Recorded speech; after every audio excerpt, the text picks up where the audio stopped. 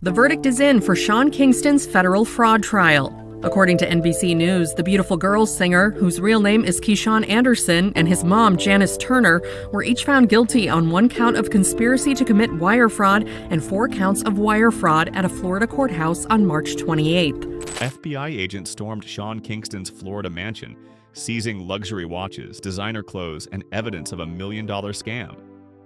The singer, once topping charts with Beautiful Girls, now faced a stunning fall from grace. How did he go from music superstar to convicted fraudster? Let's break it down. Born Kisean Paul Anderson on February 3, 1990, in Miami, Florida, Kingston's early life was marked by both hardship and cultural richness. His family moved to Kingston, Jamaica when he was 6, where he spent his formative years absorbing the island's vibrant musical traditions before returning to the United States. His grandfather was the renowned Jamaican reggae producer Lawrence Lindo, better known as Jack Ruby, whose influence likely shaped Kingston's musical sensibilities from an early age. Growing up in a single-parent household after his father was incarcerated when Kingston was just a child, he and his mother Janice Turner developed an unusually close relationship that would later become the foundation of their business dealings and, ultimately, their criminal enterprise. Kingston's musical journey began in his teens when he was discovered on MySpace by J.R. Rodham, who signed him to his Beluga Heights record label. In 2007, at just 17 years old, Kingston released his breakout hit, Beautiful Girls, which sampled Benny King's classic Stand By Me. The song topped charts in 21 countries, including the Billboard Hot 100, where it remained at number 1 for 4 consecutive weeks. This remarkable success thrust the teenager into global stardom almost overnight, setting the stage for a career defined by rapid ascension, lavish living, and ultimately, financial desperation. The success of Beautiful Girls was not a one-off phenomenon. Kingston followed with hits like Take You There, Fire Burning, and Eenie Meenie, a collaboration with Justin Bieber that further cemented his place in the pop music landscape. His self-titled debut album went gold, selling over 500,000 copies in the United States alone. His sophomore effort, Tomorrow, released in 2009, continued his commercial success and established him as more than just a one-hit wonder. Kingston's music was characterized by its infectious blend of reggae, R&B, pop, and hip-hop, creating a signature sound that appealed to diverse audiences worldwide. As his musical success grew, so did Kingston's appetite for the trappings of celebrity. He became known for his flashy lifestyle, designer clothes, luxury cars, and expensive jewelry, all essential elements of the hip-hop adjacent image he cultivated. In interviews during this period, Kingston frequently discussed his purchases, including a mansion in Fort Lauderdale, Florida, multiple luxury vehicles, and custom jewelry pieces worth hundreds of thousands of dollars. This ostentatious display of wealth became central to his public persona and brand identity, creating expectations that would later prove impossible to sustain as his career trajectory changed. Kingston's life took a dramatic turn on May 29, 2011, when he was critically injured in a jet ski accident in Miami Beach. The accident left him with a torn aorta and water in his lungs, requiring emergency open-heart surgery. Kingston spent nearly a month in the hospital and lost 70 pounds during his recovery. In interviews following the accident, Kingston described the experience as life-changing, saying he had been given a second chance and planned to make the most of it. However, this near-death experience coincided with the beginning of a noticeable decline in his musical output and commercial success. Following his recovery, Kingston's presence on the charts became increasingly sporadic. His third studio album, Back to Life, released in 2013, failed to match the commercial success of his previous work, with none of its singles reaching the top 40 on the Billboard Hot 100. As streaming began to dominate music consumption, Kingston struggled to adapt to the changing industry landscape. His last significant chart entry came in 2017 with Chance, featuring Vibes Cartel, which gained modest traction but failed to recapture his earlier success. Despite diminishing returns, Kingston continued to tour and perform at smaller venues and college campuses, maintaining the appearance of a successful career even as his income presumably dwindled.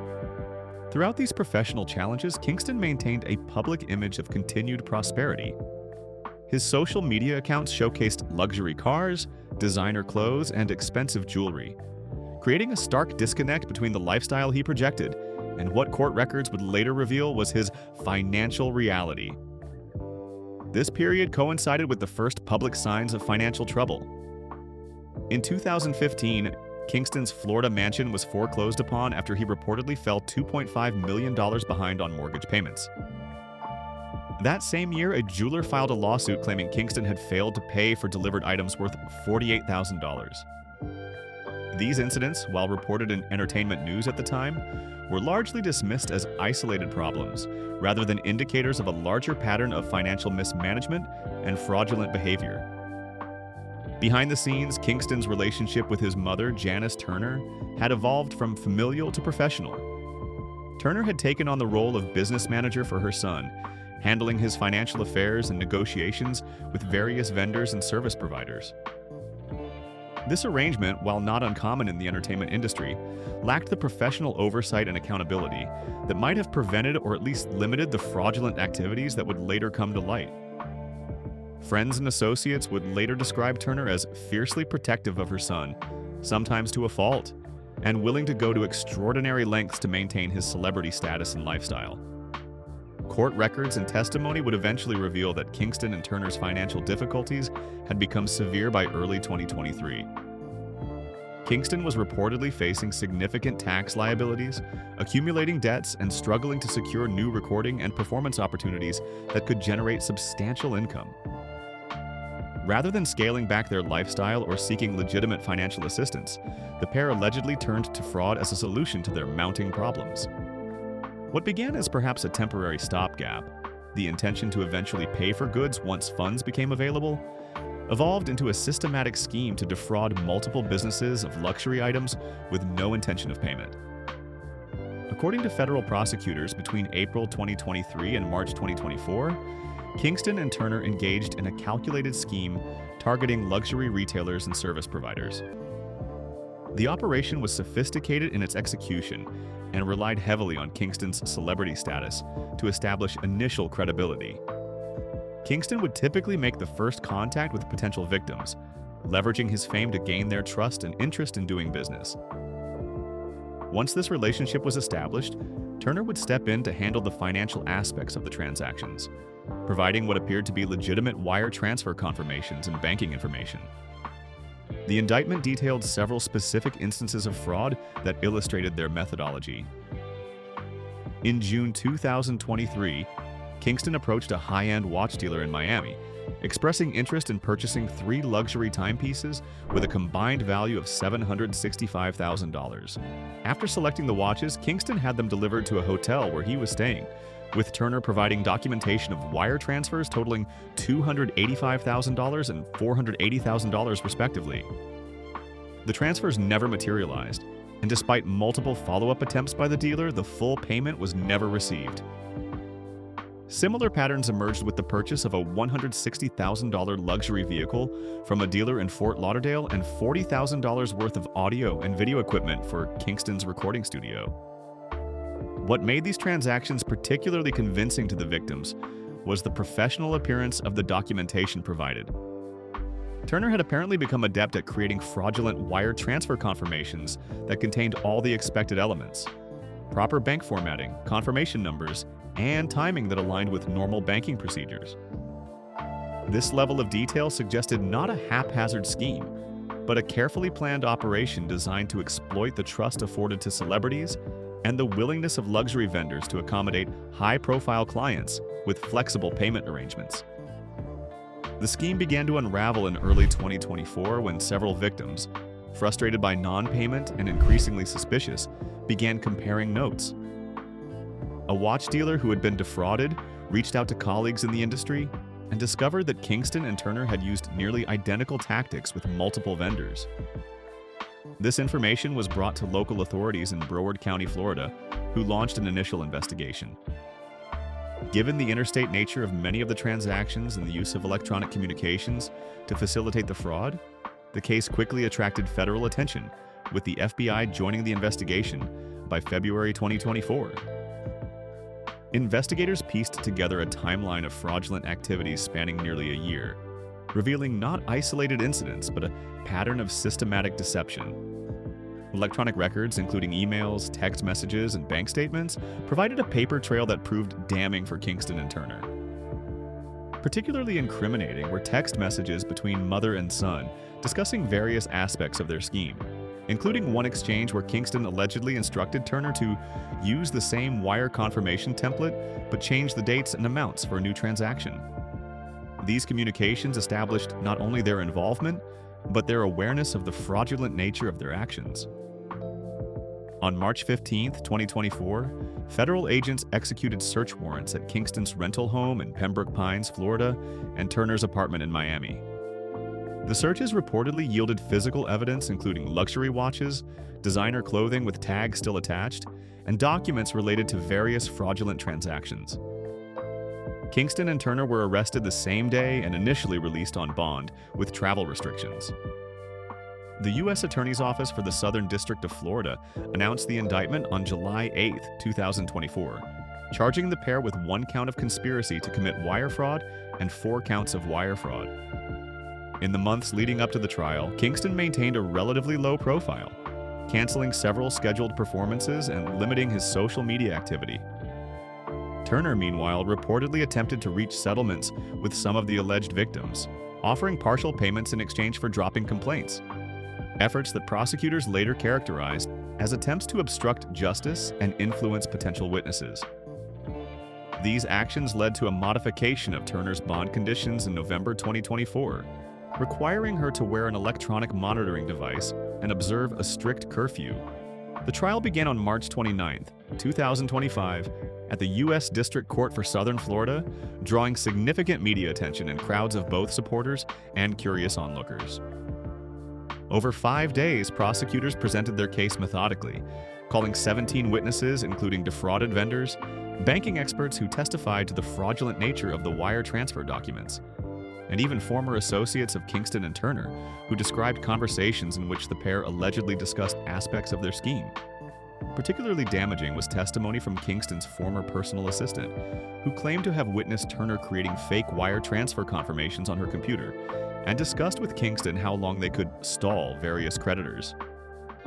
Kingston's defense strategy centered on portraying him as naive about financial matters and largely uninvolved in the day-to-day business dealings managed by his mother. His attorneys argued that as a creative artist, Kingston trusted Turner completely with his financial affairs and was unaware of any fraudulent activity. They called character witnesses who described Kingston as generous and trusting, suggesting he was incapable of orchestrating such a scheme. Turner's defense, meanwhile, admitted to financial mismanagement, but denied criminal intent, claiming there had always been a genuine intention to pay for the goods, once Kingston's anticipated income from new music and performance deals materialized. The prosecution countered these claims effectively, presenting evidence of Kingston's direct involvement in multiple transactions, including security footage of him personally selecting watches and negotiating with vendors. They also introduced bank records showing that during the period in question, Kingston had received substantial income from various sources, including $320,000 from a Middle Eastern performance and approximately $175,000 in streaming royalties, but had chosen to spend these funds on other expenses rather than paying his debts to the defrauded vendors. This evidence severely undermined the defense's portrayal of Kingston as both financially naive and genuinely intending to fulfill his obligations. After a week of testimony and evidence presentation, the case went to the jury on April 2, 2025. Following just 7 hours of deliberation, the jury returned with their verdict on April 3rd. Kingston and Turner were found guilty on all counts: 1 count of conspiracy to commit wire fraud and 4 counts of wire fraud. The courtroom was reportedly silent as the verdict was read, with Kingston showing little visible reaction while Turner wept quietly. In an unusual move that highlighted the seriousness with which the court viewed the offenses, Judge Mariana Rodriguez ordered Turner remanded immediately into custody, citing concerns about flight risk, while allowing Kingston to remain free on modified bond conditions including home detention, electronic monitoring, and the surrender of $200,000 cash to the court. Following the verdict, Kingston's attorney issued a statement expressing disagreement with the outcome, but appreciation for the court's decision to allow Kingston to remain out on bond pending sentencing. Turner's legal team similarly indicated their intention to appeal following sentencing. Legal experts analyzing the case noted that the swift verdict suggested the jury found the evidence particularly compelling and rejected the defense's characterization of events. The conviction represents a stunning fall from grace for Kingston, transforming him from a beloved music star to a convicted felon facing significant prison time. Kingston and Turner are scheduled to be sentenced on July 11, 2025. Each count carries a maximum penalty of 20 years in federal prison, meaning they theoretically face up to 100 years if given consecutive maximum sentences. However, legal experts note that as first-time offenders, they are unlikely to receive maximum sentences. Federal sentencing guidelines take into account factors including the amount of financial loss, approximately $965,000 in this case, the number of victims, whether the defendants accept responsibility, and their criminal history. Based on these factors and sentencing patterns in similar cases, experts suggest Kingston and Turner could face anywhere from 3 to 10 years in federal prison, with Turner potentially receiving a slightly longer sentence due to her more central role in creating the fraudulent documentation. Beyond the federal charges, Kingston and Turner still face state-level charges in Florida for grand theft and fraudulent use of personal information. According to the Broward Sheriff's Office, from October 2023 through March 2024, the mother-son duo participated in a systemic, ongoing course of conduct with intent to defraud one or more persons, or with intent to obtain property from one or more persons by false or fraudulent pretenses, representations, or promises or willful representations of a future act. These state cases have yet to go to trial and could result in additional penalties beyond the federal sentences. Legal experts note that while double jeopardy prohibits being tried twice for the same crime, state and federal prosecutions are considered separate sovereignties, allowing for prosecution at both levels for actions that violate both state and federal laws. The conviction has sent ripples through both the music industry and the luxury retail sector. For Kingston's former collaborators and music industry associates, the case represents a cautionary tale about the dangers of financial mismanagement and the pressure to maintain appearances in an industry where image often trumps reality.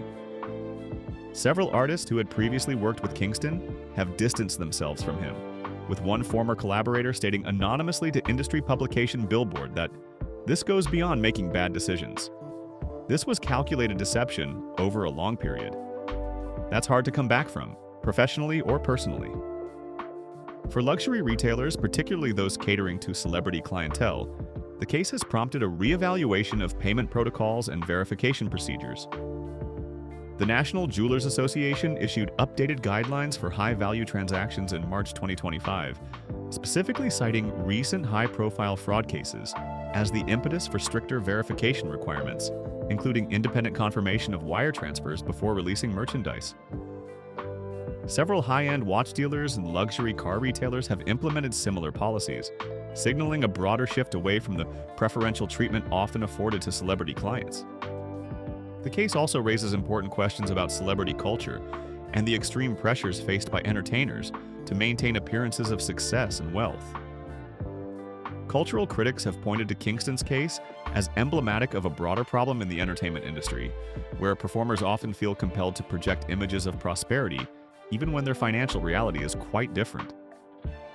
This pressure can create a dangerous cycle where maintaining the illusion of success becomes more important than financial responsibility or ethical behavior. Kingston's descent from legitimate stardom to criminal behavior illustrates the potential consequences of this dynamic when taken to its extreme. For Kingston personally, the road ahead appears challenging. At 35 years old, he faces not only potential imprisonment, but the destruction of a music career he built from his teenage years. Legal experts note that felony convictions can severely limit international travel, a crucial component for touring musicians, and many venues and corporate events have policies against hiring performers with criminal records. Even if Kingston receives a relatively lenient sentence, the stigma of fraud conviction will likely follow him throughout any attempted career resurrection.